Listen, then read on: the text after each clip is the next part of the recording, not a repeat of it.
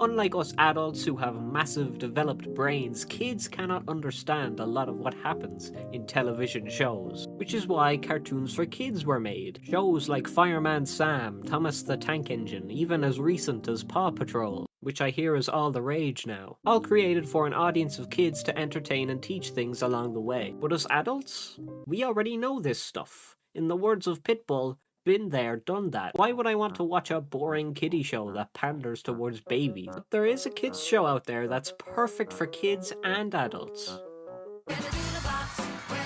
No. Bluey is a TV show created in 2018 by Joe Broom. He was born in Australia and was inspired to make Bluey when he saw shows like Peppa Pig and Ben and Holly. Little did Joe know, however, that he would end up making something that would exceedingly pass those shows in quality, art style, and humour. Now, I am not the target audience for Bluey, and if you are taller than a washing machine, you probably aren't the target audience for Bluey either, unless you're very small. And there's nothing wrong with that. But I had to look at this show. It just seemed so perfect for kids and even had great humor when I saw some clips of it on Twitter. So let's dig into it. Bluey follows the life of Bluey, a blue dog.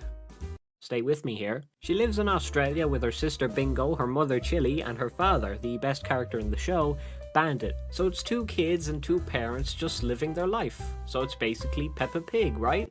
Basically, yeah, but well, there's not much difference between the two on paper, but what makes Blue Dog better than British Pig? I like to call them the smaller things, the type of things that kids won't notice, but adults definitely will. Things like the girls not having visible eyelashes to differentiate the fact that they are girls, unlike a lot of traditional cartoons. Stuff like the fact that the kids are written realistically and aren't as two-dimensional. For example, Peppa Pig. From my memory of the show, Peppa seemed much more like a sort of bratty kid, and George just didn't speak at all, so he was limited to crying and sitting down. Bluey and Bingo, however, represent children a lot better because, well, they can both talk and they don't have the same personalities in every episode in every day of their life. Much like kids in real life, sometimes they are wacky and crazy and sometimes they're quiet and reserved. The kids use real-life objects to play with, which leads to a lot more creativity not only for the kids themselves, but also for the writers. Unlike other kids' shows that just sort of flies the main character to the space to see the big moon, Bluey doesn't do that. It lets the kids play like kids would. They're not gonna put a kid on a ship and send them to space. Again, Chili and Bandit sometimes share banter about the kids like real parents do. Hurry up! Hey, this morning I said to Bingo to hurry up and she said, I am hurry up it. The show can be visually stunning. And also, my final point, it's funny. Bluey! Oh, I know. Unicorns. What's your favourite food? Children. Oh, Dad, Yeah? how does the baby get in the lady's belly? I probably haven't convinced you to watch Bluey yet, but let me take you through some episodes that captivated me. Fancy Restaurant. This is an episode that starts off with the kids finding out what a romance is. See, I told you this was an educational show. This is also how I found out what romance is. This leads to the kids making a fun game to try and get their parents to be romance. This is why I picked a very weird episode to start off with. The child audience can enjoy Bluey and Bingo playing in the kitchen, while the parents and adults who watch can enjoy the banter between Bandit and Chili, especially since Bandit tries to be all romantic again to Chili. He obviously does a great job. If you'll excuse me. What? You're leaving me? And the episode concludes when Bandit sacrifices his stomach to eat a dish that the kids made instead of Chili eating it. It's a beautiful way of showing that you don't need to be romantic to show your love for someone. Yeah, that's the romance. Yeah. See, I told you he was the best character.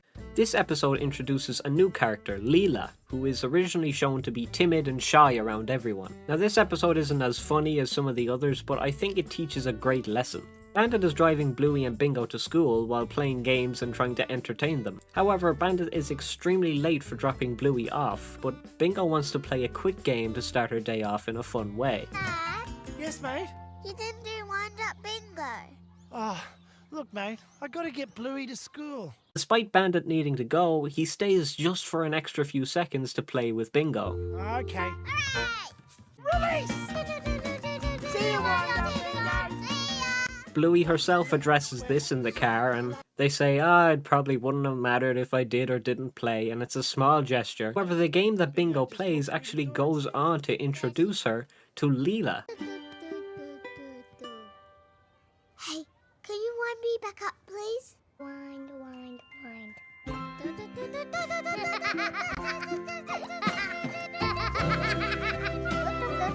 Bingo breaks Leela out of her small little shell, and this is how they end off the episode. And I hope we're friends forever and ever and ever. Bandit's small and tiny extra effort on one morning gave Bingo a friend for life, and that's what makes this show. This episode of Bluey is called Flat Pack. This is probably the most complex Bluey episode, and yes, I am still talking about the show made for 6-year-olds. Please stick with me. Bandit and Chili are building a swinging set and let Bluey and Bingo play with the boxes. The simplicity of using a couple of boxes is what makes this episode brilliant. First off, Bluey and Bingo play as they're pretending to be fish, with Bluey being the mama fish and Bingo being the baby fish. The parents continue building the swinging chair, and arguments get made about instructions, and Bluey and Bingo turn from frogs to lizards to T-Rexes to birds. Meanwhile, Bingo is slowly turning from a baby to a child to a teen. Pretend I'm not a toddler anymore, I'm a big girl. Okay. They even recreate caveman drawings and go ooga booga like in that one SpongeBob episode. But then as sunset appears, Bluey and Bingo start building a small city from the styrofoam that's left over. And as they finish playing, Bingo is now all grown up, which leads to Bluey walking up to the porch steps and taking a seat. Mum, I built a spaceship to go and explore space. Oh, you're always such a clever thing. Bye, Mum. Thanks for looking after me. That's okay, honey. Bluey was made to make your 5-year-old laugh, but it can also make you laugh. It can make you feel invested in the characters. It can make you feel pity, remorse even. It can make you feel bad, and it can even make you sad. But through any emotion that you can have, Bluey will hold your hand and give you 7 minutes of masterfully told stories with extraordinary visuals and great characters. Especially Bandit. And that's why Bluey is so good. This is heaven. But Peppa Pig jumps in muddy puddles, so they win. Bye.